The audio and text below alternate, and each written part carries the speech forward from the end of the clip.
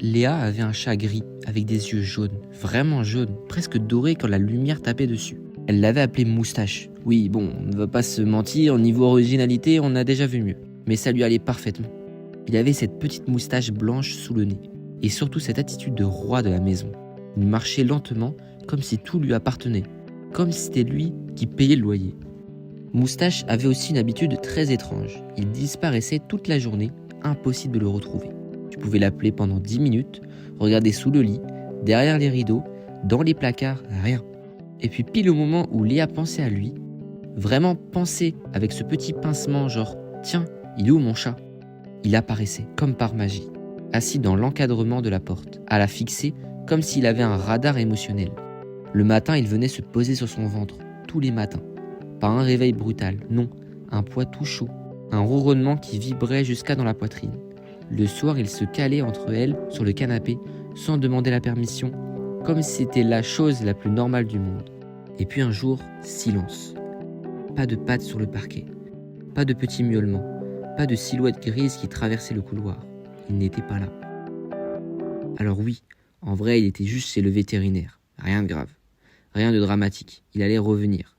Mais pour Léa, sur le moment, ça n'avait rien de juste. La maison était trop calme, trop rangée, trop vide.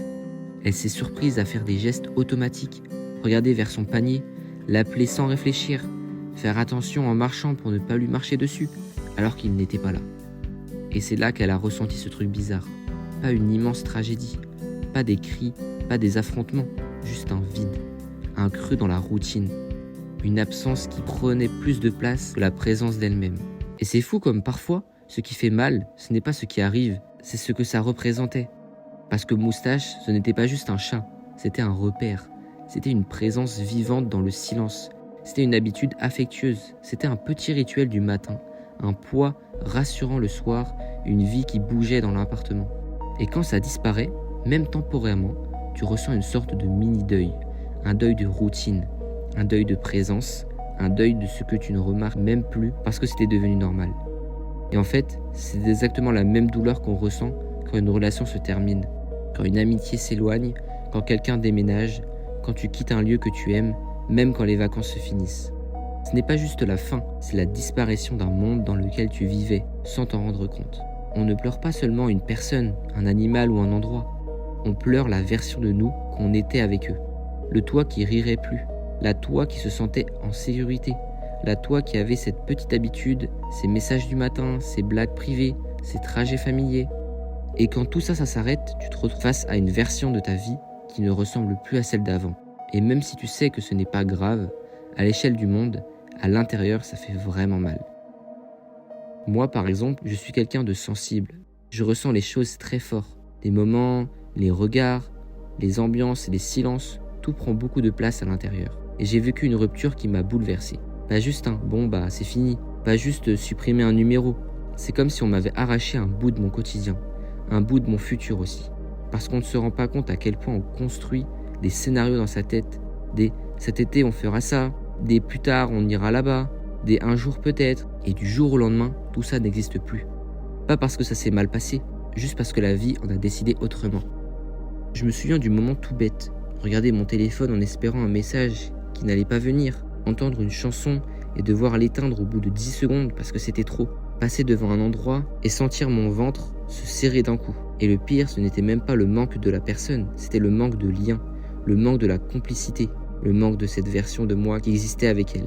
On ne parle pas assez de ça, mais parfois ce qui manque le plus, c'est qui tu étais quand tu étais avec eux. Et avec la tristesse, il y a plein d'autres émotions qui arrivent, des émotions qu'on n'ose pas toujours avouer.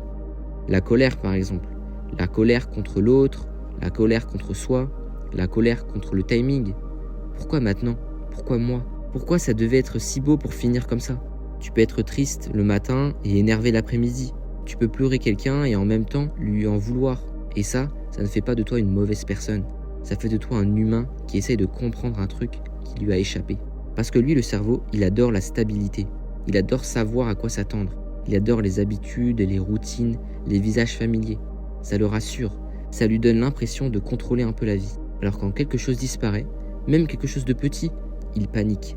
La routine se casse, les repères sautent et cette panique, elle se transforme en douleur, en nostalgie, en manque, dans cette sensation étrange dans la poitrine qu'on ne sait même pas décrire correctement.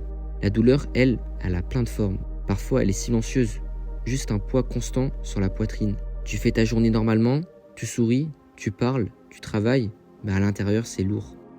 Parfois, elle est explosive. Tu es dans le bus, tu regardes par la fenêtre et d'un coup, tes yeux se remplissent de larmes sans prévenir. Parfois, elle se cache dans des détails. Une odeur, une saison, une heure de la journée, un dimanche soir un peu trop calme. Et souvent, on fait une erreur. On voit cette douleur comme un ennemi, comme un truc qu'il faut disparaître le plus vite possible. On se dit, faut passer à autre chose, faut être fort, faut arrêter d'y penser. Mais en réalité, cette douleur, elle est la preuve que tu as aimé, que tu t'es attaché et que tu as vécu quelque chose de vrai. Si ça ne te faisait rien, ça voudrait dire que ça ne comptait pas. La fin fait mal parce que ce qu'il y avait avant avait de la valeur. Et ça c'est beau, même si sur le moment on déteste cette sensation. Ce sentiment ne concerne pas que l'amour. On peut ressentir exactement la même chose pour une amitié qui s'efface doucement. Pas de dispute, pas de drama, juste moins de messages, moins d'appels, moins de nouvelles. Et un jour tu réalises que vous ne vous racontez plus vos vies comme avant. Tu peux ressentir ça pour un lieu que tu quittes, un appartement, une ville, même une école. Tu reviens des années plus tard et tout est pareil, sauf toi. Et ça fait un petit pincement, parce que cet endroit connaît une version de toi qui n'existe plus. Parfois, on ne pleure pas seulement la fin d'une chose, on pleure la fin d'une époque de notre vie. Alors, comment on fait quand on se retrouve avec ce vide? Déjà, on arrête de se juger. Ressentir, ce n'est pas être faible. Être touché, ce n'est pas être fragile. Ça veut juste dire que ton cœur fonctionne, que tu ne traverses pas ta vie en mode pilote automatique. Tu as le droit d'être triste, tu as le droit d'être nostalgique, tu as le droit d'être en colère et tu as le droit de ne pas comprendre tout de suite. Ensuite, au lieu de fuir à la fin, on peut essayer de l'honorer. Pas l'idéaliser, pas faire semblant que tout est parfait, mais reconnaître que ça existe, que ça t'a apporté quelque chose. Écrire ce que cette relation t'a appris. Regarde une photo, un sourire, au lieu de détourner tes yeux, dire merci intérieurement pour les moments vécus. Accepter une fin, ce n'est pas effacer, ce n'est pas oublier, c'est intégrer. C'est dire « Ah, ça fait partie de ma vie, et maintenant, ça fait partie de mon histoire. » Et il y a un truc très paradoxal. Plus tu acceptes qu'une page se tourne, plus tu laisses de la place pour la suivante.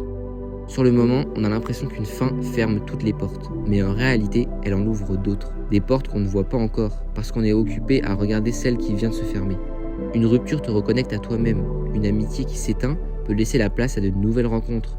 Un déménagement peut se faire découvrir une version de toi plus indépendant, plus courageux. Même l'absence temporaire d'un petit chat peut te rappeler à quel point tu es capable d'aimer fort, à quel point ces petits liens invisibles comptaient énormément dans ton équilibre. Alors si tu as traversé une fin en ce moment, respire, vraiment respire. Laisse la tristesse passer quand elle vient, pleure si tu en as besoin, écris, parle à quelqu'un, marche sans musique, ou avec de la musique triste si ça te fait du bien. Oui, même ça. Il n'y a pas de façon parfaite de guérir. Il n'y a pas de timing exact. Il n'y a pas un jour précis où tu te réveilles en mode « ça y est, c'est bon, j'ai tourné la page ». C'est progressif, c'est irrégulier. Un jour tu te sens mieux, le lendemain un souvenir te replonge un peu en arrière. Et c'est normal. Guérir, ce n'est pas avancer tout droit, c'est avancer en zigzag, mais avancer quand même. Et doucement, presque sans t'en rendre compte, les souvenirs feront moins mal. Ils ne disparaîtront pas, ils changeront juste de forme. Ils passeront de « ça me détruit » à « ça existe et c'était important ». Et un jour, tu repenses à cette période et tu te diras « waouh, j'ai vécu ça et ça m'a transformé ». Alors ne lutte pas contre la fin, accompagne-la comme un train qui quitte la gare. Tu peux rester sur le quai, le regarder s'éloigner, ressentir la tristesse du voyage qui se termine, et quand il a disparu à l'horizon, tu peux aussi lever les yeux et regarder les autres trains qui arrivent. La vie est faite de départs et d'arrivées, de chapitres qui se ferment et d'autres qui commencent. Et même si on aimerait parfois rester bloqué dans un moment précis pour toujours, ce mouvement, c'est aussi ce qui te rend tout précieux. Et peut-être qu'un jour, au détour d'un nouveau chapitre, tu croiseras un nouveau quelque chose, ou quelqu'un, qui te fera sentir vivant, de la même manière, pas pareil, mais tout aussi fort. Et peut-être que ce jour-là, tu repenseras à Moustache, à Léa, à cette absence qui faisait mal, et tu comprendras que ce vide n'était pas là pour te détruire, mais pour faire de la place. Merci d'avoir regardé cette vidéo, ça me tenait vraiment à cœur de la faire parce que ce sujet-là, je l'ai vécu, il n'y a pas si longtemps. Si tu te reconnais là-dedans, sache que tu n'es vraiment pas seul. Tu peux raconter ton histoire en commentaire si tu en as envie, lire celle des autres, créer un peu de lien dans tout ça. Merci d'avoir regardé cette vidéo. N'oubliez pas de vous abonner, de liker et d'activer la cloche pour ne manquer aucune vidéo. On se retrouve à bientôt pour une prochaine vidéo.